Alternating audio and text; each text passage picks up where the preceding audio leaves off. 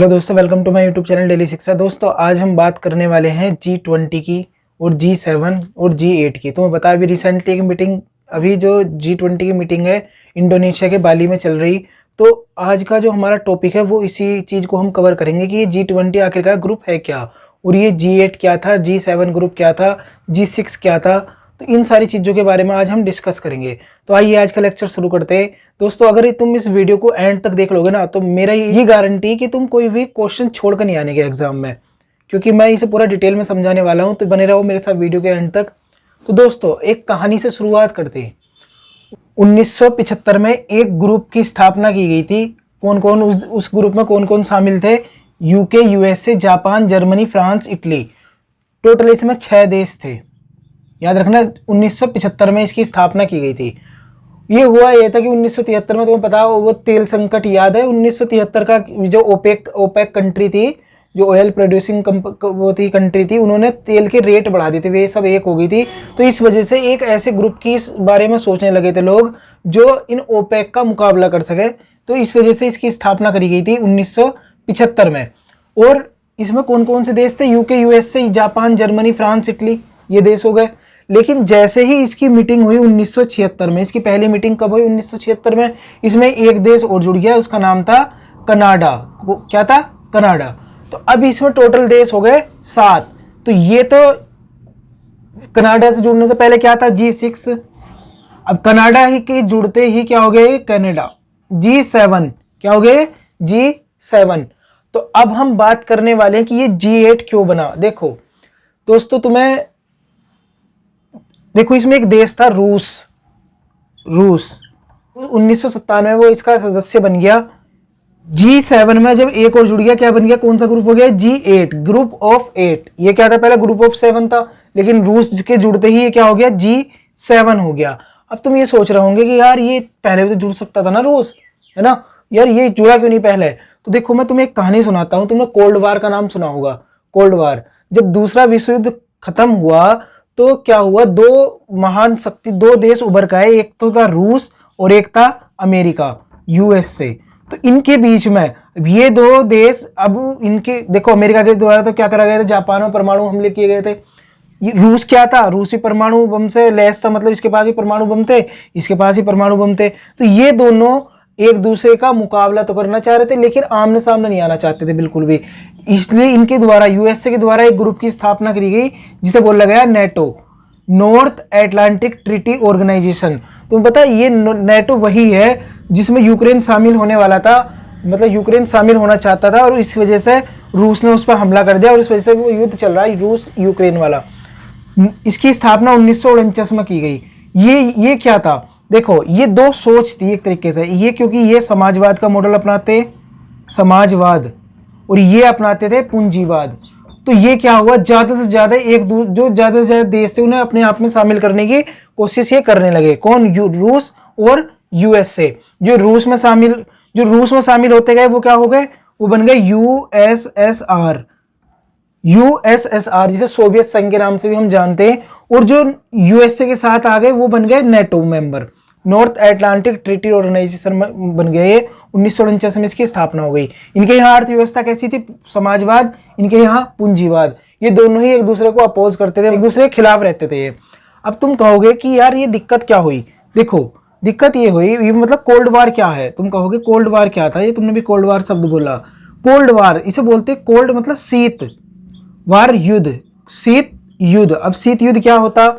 अभी क्या है? कोल्ड वार चल रहा, अभी कोल्ड वार चल रहा। तो क्या होगा कि तुम मान लो यूएसए ने एक मिसाइल बनाई, जिसकी जो रेंज है वो है लगभग 200 किलोमीटर, चलो 2000 किलोमीटर लग दो। तो ये क्या हो गया? यूएसए ने इस पे प्रेशर बढ़ाने के लिए रूस पे क्या बनाई? एक मिसाइल बनाई जिसकी रेंज है 2000 किलोमीटर। लेकिन इसके जवाब में अब रूस, यानी कि उस टाइम तो यूएसएसआर था ना, उसने एक मिसाइल बनाई, उसकी रेंज क्या रख दी इन्होंने? 3000। डिटरेंस क्रिएट करने के लिए ये इस तरीके की हरकतें करते थे, ताकि देखो युद्ध नहीं लड़ने की, लेकिन एक दूसरे पर प्रेशर बनाकर रखेंगे। तुम 2000 किलोमीटर की रेंज की मिसाइल बनाओगे, हम 3000 की बनाओगे। अगर तुम एक परमाणु बम बनाओगे तो हम 2 बनाएंगे। तुम एक मतलब सैटेलाइट छोड़ोगे तो हम 2 सैटेलाइट छोड़ेंगे। तो इस तरीके से ये क्या हो रहा था, आमने सामने तो आगे लड़ नहीं रहे थे, लेकिन पीछे पीछे लड़ रहे थे। तो ये हो गया कोल्ड वार, इसे बोला गया शीत युद्ध। तो ये पॉइंट याद रखना, ये नाटो और यूएसएसआर के बीच में चलने लगा। नाटो देखो, नाटो को एक बार और समझ लो। नाटो का मतलब क्या है, देखो ये एक ऐसा ऑर्गेनाइजेशन है जो इसमें शामिल हो गया, नाटो में, जो नाटो का मेंबर बन गया। समझ लो, मान लो जैसा मान लो यूक्रेन बन जाता, अभी यूक्रेन तो है ही नहीं ना, यूक्रेन बन जाता, नाटो का मेंबर बन जाता, कोई दिक्कत नहीं है, इसका मेंबर बन गया। ऐसी कंडीशन में अगर रूस यूक्रेन पर आक्रमण कर देता, नाटो का सदस्य अभी तो है नहीं ना, इस ऐसी कंडीशन में यूक्रेन पर आक्रमण कर देता, तो नाटो के जितने भी मेंबर थे टोटल सारे के सारे ये रूस के खिलाफ लड़ने लगते। इनका कहना यह है कि जो हमारी ऑर्गेनाइजेशन है, हम में से अगर किसी एक को भी तुमने छेड़ने की कोशिश करी, हम सारे के सारे तुम्हें खत्म कर देंगे मिलकर, हम सारे लड़ेंगे फिर तुमसे। तो ये कहना है नाटो का। यूक्रेन को पहले ही रूस से डर लग रहा था, इस वजह से वो क्या करना चाह रहा था, नाटो को ज्वाइन करना चाह रहा था। जबकि मैं तुम्हें एक बात बताऊं, जब यूएसएसआर हुआ करता था, अब तो खैर रूस है, देखो इसका विघटन कैसे हुआ अभी बताता हूं। जब पहले 1 मिनट समझ लो, जब यूएसएसआर हुआ करता था, उसका सदस्य मतलब यूएसएसआर का ही पार्ट हुआ करता था यूक्रेन। तो यूक्रेन, इसलिए रूस का कहना यह है कि भाई साहब तुम नाटो का सदस्य नहीं हो सकते, क्योंकि तुम तो मेरे ही हिस्सा था। अब ये देखो, ये यूएसएसआर कब टूटा, इसका विघटन कब हुआ, 1989 में जर्मनी में एक जगह है बर्लिन, वहां पे बर्लिन में एक दीवार थी बहुत बड़ी, वो क्या थी, मतलब जर्मनी को या बर्लिन को ही 2 हिस्सों में डिवाइड करती थी इस तरीके से। तो उस दीवार को ये यूएसएसआर का संकेत माना, मतलब यूएसएसआर का प्रतीक माना जाता था। लोगों ने मिलकर 1989 में इस दीवार को गिरा दिया। इस दीवार के गिरते ही क्या होने लगा, यूएसएसआर का विघटन हो गया और ये यूएसएसआर छोटे छोटे देशों में टूट गया। और जो सबसे बड़ा इसका हिस्सा था वो था रूस। यूएसएसआर का जो सबसे बड़ा पार्ट था वो था रूस, वही इसका क्या बन गया, वो भी इसका उत्तराधिकारी बन गया। देखा ना, जैसे बड़ा बेटा होता वो क्या होता, पूरी संपत्ति का उत्तराधिकारी होता, बाकी उसके अंडर में काम करते। तो रूस क्या हो गया, अब इसका यूएसएसआर का एक उत्तराधिकारी बन गया, क्योंकि ये सबसे बड़ा देश था। जितने भी थे उसमें कजाकिस्तान, बेलारूस, यूक्रेन, ये सारे, इन सबसे क्या था, रूस बहुत ज्यादा बड़ा था, एरिया वाइज बहुत ज्यादा बड़ा था। तो इस वजह से ये क्या हो गया, ये यूएसएसआर का उत्तराधिकारी बन गया। तो 1989 में बर्लिन की दीवार गिराई। और मैं देखो बता क्यों रहा हूं, तुम ये सोच रहे होंगे ना यार, ये 1900 मतलब ये रूस जो है 1997 में क्यों इसमें जुड़ा, पहले भी तो जुड़ सकता था ना।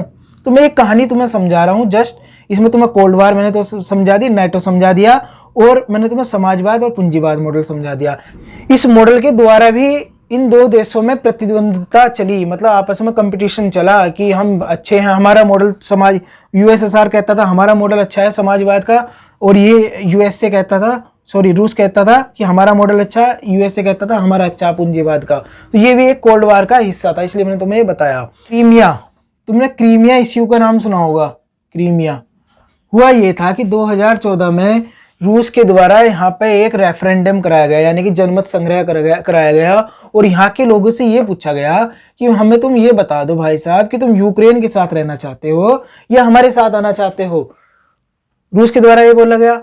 रूस एक विकसित देश था, यूक्रेन उस समय थोड़ा जब आजाद हुआ, मैंने बताया 1989 में ये थोड़ा अलग हुआ ना, मतलब इससे अलग हुआ यूएसएसआर से, तो धीरे धीरे अपना विकासशील था ये। रूस ज्यादा विकसित था, क्रीमिया के लोगों ने रूस को चुना, तो ये हिस्सा किसका हो गया, रूस का हो गया क्रीमिया। क्रीमिया रूस को क्यों लेना पड़ा, देखो इससे पहले 1 मिनट यहां आओ, G7 ग्रुप पे। G7 ग्रुप जो है एक इंटर गवर्नमेंटल ग्रुप था। इसका देखो उद्देश्य क्या था, मोटिव क्या था, हम डेमोक्रेसी को बढ़ावा देंगे। डेमोक्रेसी यानी कि लोकतंत्र को बढ़ावा देंगे, किसी दूसरे की टेरिटरी, किसी के दूसरे के क्षेत्र में जाकर हम अधिकार नहीं करने के, जबरदस्ती मतलब हड़पने के नहीं है, ये इनके मोटिव हुआ करते थे। और जो विकासशील देश हैं या जो कमजोर देश है उन्हें हम बढ़ावा देंगे, उनकी मदद करेंगे, ये G7 का कहना था। तुम देख लो ये ऐसी बातें कौन कह पा रहा है, क्यों कह रहे हैं तुम्हें पता, क्योंकि वर्ल्ड का जितना भी 32 से 46% जो जीडीपी है इन्हीं देशों से निकल कर आती, और मात्र यहाँ पे 10% पॉपुलेशन निवास करती, और वर्ल्ड की लगभग 50% जो वेल्थ है, संपत्ति है, इन्हीं 7 देशों के पास थी उस समय पे, 7-8 देशों के पास थी। मतलब विश्व की जितनी भी संपत्ति है ना, उसका 50% हिस्सा इनके पास था, और टोटल जितनी भी जनसंख्या उसका 10% ही इनके पास था। जितनी भी जनसंख्या 10% यहाँ निवास कर रही थी, और टोटल जो जीडीपी थी उसका 32 से 46% इन्हीं देशों से निकल कर आती थी। तो देख लो कितना ह्यूज है। कहाँ तो मतलब कहाँ ये 7 देश और कहाँ पूरी विश्व है ना, पूरे विश्व के पास 50% और इनके 7 के पास के लोग 50%। तो इनका कहना यह था कि हम विकसित देश है, हम अब कुछ कर सकते हैं, तो हम क्या करेंगे, जो छोटे देश है, विकासशील देश है, उनकी मदद करेंगे। ये इनका कहना था, किसी के क्षेत्र को हड़पने के नहीं। तो अब देखो रूस के द्वारा क्या कर लिया गया, यूक्रेन का एक हिस्सा हड़प लिया गया। यूक्रेन का हिस्सा ये हड़प लिया गया किसके द्वारा, रूस के द्वारा। तो अब देखो इसका उल्लंघन हो गया। हालांकि तुम समझ लो यूके आ रहा, ब्रिटेन आ रहा, जब मैं कह रहा तुमसे ब्रिटेन ने पूरे दुनिया पर राज करा, पूरी दुनिया को मतलब गुलाम बनाने की कोशिश करी। तो हालांकि इनके मुंह से बातें अच्छी नहीं लगती कि हम किसी के टेरिटरी पर अधिकार नहीं करने गए, लेकिन अभी तुम समझो बस, ये रूस है, इसने क्रीमिया को हड़प लिया। देखो रूस की भी मजबूरी थी, काला सागर में ही जगह थी, और काला सागर में यानी कि ब्लैक सी में अगर उसे अपनी मजबूत पकड़ करनी थी तो उसे हर हाल में क्रीमिया उसके अंडर में होना ही चाहिए था। तो इसकी वजह से रूस ने जो भी तिगड़म लगाई और क्रीमिया को अपने अंडर में कर लिया। जैसे ही रूस ने क्रीमिया को अपने अंडर में लिया, इन्होंने रूस को लात मार कर बाहर निकाल दिया कि तुमने हमारी शर्तों का उल्लंघन किया, तुमने हमारी बातें नहीं मानी, तुमने जबरदस्ती किसी के टेरिटरी में जाकर अधिकार कर लिया, इसलिए तुम हमारे लायक नहीं हो। इन्हें लात मारकर रूस को बाहर निकाल दिया क्योंकि तुमने बेवफाई करी। तो ये क्या हो गया, अब देखो G6 था, ये G6 था, G7 बना, कनाडा की जुड़ते ही G8 हो गया रूस के जुड़ते ही। लेकिन 2014 में फिर से रूस बाहर हो गया, तो ये क्या हो गया, ग्रुप ऑफ 7 हो गया। अब इसे याद करने की ट्रिक देख लो, याद हो जाए तो अच्छी बात है, वरना तुम ट्रिक देखना चाहो ना, ट्रिक देख लो याद करने की। UK, USA, Japan, Germany, France, Italy, Canada, total 7 member है। तो देखो जी से क्या हो गया, ये जर्मनी, जा से क्या हो गया, जापान, ठीक है, जी से जर्मनी, जा से जापान हो गया, और कै से क्या हो गया, कनाडा, ई से क्या हो गया, इटली, बा से क्या हो गया, ब्रिटेन, बा से क्या हो गया, ब्रिटेन। ये रे जो है ये रूस को भी याद रखने की ट्रिक थी, लेकिन मैं अब ये रे तो निकल गया, रूस तो बाहर हो गया, तो अब इसे केवल बाहर ही याद रख लो। बाहर से क्या हो गया, ब्रिटेन, ओनली ब्रिटेन, जिसे यूके ही बोला जाता। फ्रांस से तो फ्रांस है ही, और आ से क्या हो गया, अमेरिका, यूएसए जिसे बोला जाता। तो ये इसकी ट्रिक हो गई। टोटल 7 देश हो गए, जीजा कई बार फ्रांस आए। तो ये किसकी ट्रिक हो गई, मैंने तुम बताई, G7 की। G7 की जो 48वीं मीटिंग है वो कहाँ हुई थी, अभी जर्मनी में हुई थी 2022 में। वो जो इसकी 49वीं मीटिंग है वो कहाँ होगी, जर्मनी में, सॉरी जापान में। तो ये पॉइंट याद रखना, G7 की बात कर रहा हूं, G7 की। तो ये मैंने तुम्हें G7 के बारे में बता दिया, इसकी मीटिंग के बारे में। इसमें G7 की जो है 48वीं मीटिंग थी, इसमें India as a chief guest था। इंडिया को चीफ गेस्ट के रूप में बुलाया गया था। ये बोला जाने लगा था कि भारत इसका G7 का सदस्य बन गया, तो G7 का सदस्य भारत नहीं बना, केवल एक चीफ गेस्ट के रूप में बुलाया गया था। तो ये पॉइंट याद रखना। इसकी जो मीटिंग नेक्स्ट होने वाली है वो जापान में होगी, कब, 2023 में। हर साल इसकी मीटिंग होती है G7 की। इसका कहीं हेडक्वार्टर नहीं है G7 का, बस जहां भी इसकी मीटिंग होती वहीं पे इसका हेडक्वार्टर मान लिया जाता। अब देखते जरा ट्रायो का, एक तुमने सुना होगा शब्द ट्रायो का, बहुत ज्यादा न्यूज में रहा था ये ट्रायो का। ये ट्रायो का वर्ड है क्या, देखो अभी G2021, 2022 और 2023। देखो ये जो G20 है, इसकी जो पहली 2021 में मीटिंग हुई थी वो कहां हुई थी, इटली में। 2022 में कहां हुई, इंडोनेशिया ये चल रही है अभी। 2023 में कहां होगी, इंडिया में। 2023 में इंडिया में होगी।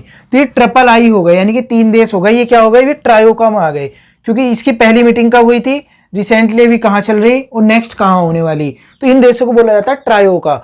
अब देखो जैसे 2021 की तो हो गई, अब 2022 की तो ये हो रही इंडोनेशिया में, खत्म हो जाएगी अब इंडोनेशिया के बाली में। और 2023 की कहां होगी, इंडिया में। और 2024 की होगी ब्राजील में, तो 2024 की होगी ब्राजील में। तो अब ट्रायोका मैं बोल रहा हूं ना, ट्रायोका के अंदर 3 देश होते हैं। पहली कहां हुई थी, रिसेंटली कहां चल रही, और नेक्स्ट कहां होने वाली। तो 2022 में तो इंडोनेशिया में हो गई, 2023 में इंडिया में, और 2024 में कहां होगी, ब्राजील में। तो अब ट्रायोका के अंदर पहले ट्रिपल आई थे, ट्रायोका यानी कि 3 देश थे ये वाले। अब ट्रायोका के अंदर कौन कौन से देश हो जाएंगे, ये वाले, इंडोनेशिया, इंडिया, ब्राजील, जहां पर चल रही, जहां पर हुई थी और जहां होने वाली, वे होते ट्रायोका, वे 3 देश कहलाते ट्रायोका। तो हमारे देश में नेक्स्ट ईयर होगी है। तो इसमें यही बोला जाता है कि वहाँ मतलब जम्मू कश्मीर में हम कराएंगे, लेकिन 2 देश से उन्हें मिर्ची लग गई, हमारे पड़ोसी देशों किसे, चीन को और पाकिस्तान को। तो इस वजह से ये वहां से हटा के हमने कहाँ रख दी, क्योंकि वहां वैसे ही जम्मू कश्मीर में थोड़ी हालत स्टेबल नहीं है, तो हमने नई दिल्ली में रख दी इसकी मीटिंग। अब तो देखो G20 ग्रुप के सदस्य देख लो, 20 देशों के वित्त मंत्री और उनके गवर्नरों का एक समूह था ये, जिसे G20 बोला गया। और इसमें लगभग इन 20 देशों में ही 2/3 वर्ल्ड की 2/3 जनसंख्या यहीं पर निवास करती है इन देशों में। 1999 में G20 की स्थापना हुई थी, याद रखना G20 की स्थापना कब हुई थी, 1999 में। 60 से 77% तक जो ट्रेड होती है इन्हीं देशों से निकल कर आती है, मतलब व्यापार इन्हीं देशों के बीच होता। 60 से 70% जितना भी विश्व में व्यापार होता उसका 60-70% इनके बीच में ही होता, और 2/3 जनसंख्या इन्हीं देशों में निवास करती। क्योंकि देख लो 2 बड़े देश तो इसमें ही है, एक तो इंडिया और एक चीन, जहाँ पे सबसे ज्यादा जनसंख्या निवास करती।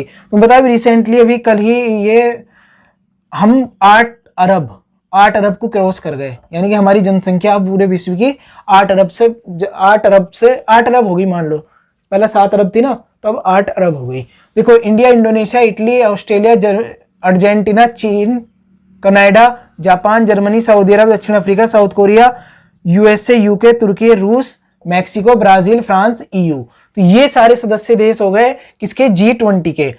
मैं अभी देखो 7 तो वही देश है, 7-8 तो जो G7 के थे या G8 के थे। देखो एक ही हो गया फ्रांस, और यूके यूएसए हो गया, जापान जर्मनी हो गया, कनाडा हो गया, और इटली 1 2 3 4 5 6 7, और इसमें अगर रूस और जोड़ दोगे G8 वाला हो गया।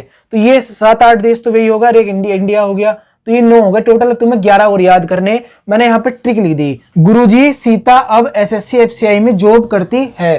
तो ये मैंने इसकी ट्रिक लिख दी, यहाँ पे देख सकते हो। जी से क्या हो गया, ये हो गया जी से जापान जर्मनी लिख लो, जी से जर्मनी हो गया, यू से यूके हो गया, आर से रूस हो गया, यू से यूएसए हो गया, जे से जापान, आई से इंडोनेशिया या इंडिया मान लो, आई से इंडिया, एस से साउथ अफ्रीका, आई से इंडोनेशिया, टी से तुर्की, ए से क्या हो गया अर्जेंटीना, और ए से ऑस्ट्रेलिया, बी से क्या हो गया ब्राजील, एस से क्या हो गया, अभी मैंने तुम्हें यहाँ पे क्या पढ़ाया, साउथ अफ्रीका पढ़ाया था, तो यहाँ हो गया सऊदी अरब, और यहाँ पर हो गया साउथ कोरिया।